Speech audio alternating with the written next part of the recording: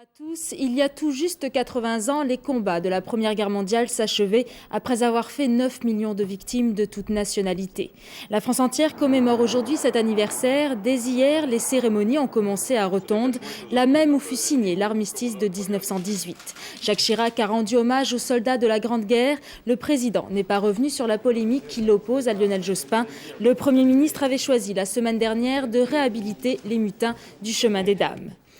C'est ce matin à 11 h que Jacques Chirac, accompagné de la reine Elisabeth II d'Angleterre, arrivée hier soir à Paris, célébrera ce 80e anniversaire. Ils déposeront ensemble une gerbe sur la tombe du soldat inconnu sous l'Arc de Triomphe.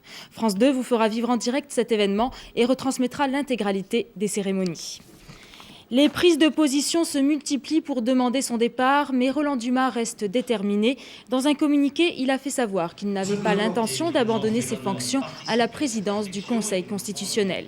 Roland Dumas règle aussi ses comptes avec son ancienne amie Christine de Viégeancourt, auteure du livre « La putain de la République ».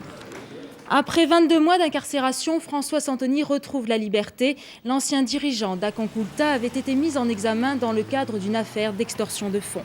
François Santoni, pendant sa détention, a dénoncé la radicalisation de son mouvement Vitrine légale du FLNC Canal Historique, un mouvement dont il avait démissionné en septembre dernier.